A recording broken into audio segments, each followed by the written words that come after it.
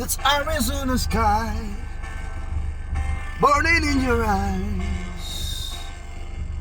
You look at me and babe, wanna catch on fire. It's buried in my song, California girl. You found the light in me you couldn't find.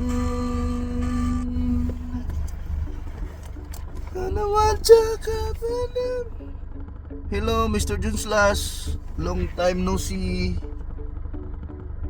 Nakita mo ba ang laban ni Senator Manny Pacquiao at saka si Anpo sa Japan?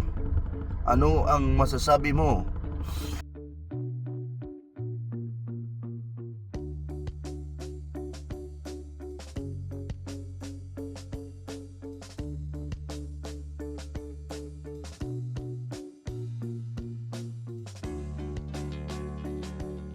Manny Pacquiao versus Ryuka Anpo. Magandang laban yun, mga bayan, pero medyo delikado yun kay Senator Manny kasi napakalaki ni Anpo.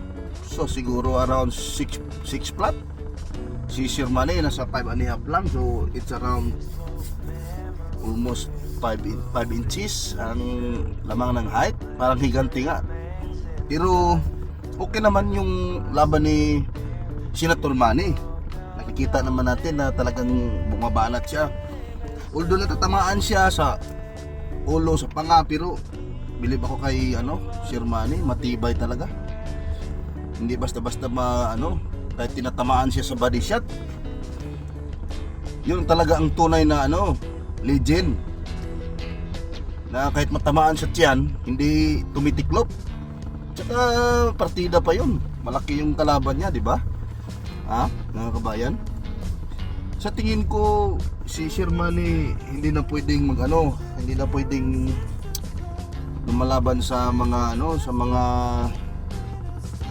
sa mga professional boxing kasi medyo delikado sa kanya. Naka-schedule pa naman siya, sana lalaban siya sa Amerika kay Mario Barrios. Nasa kanyang parang nasa kalakasan na stage niya. Kumbaga siya, malakas pa rin. Tinatalo nga niya si Ugas pinabagsak niya.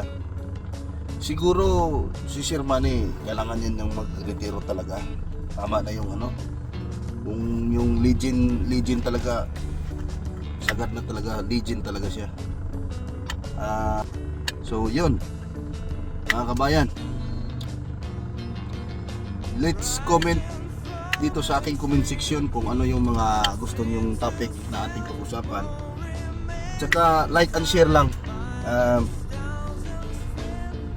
Subscribe din sa aking YouTube channel or sa aking Facebook, Mr. Junslas New Zealand.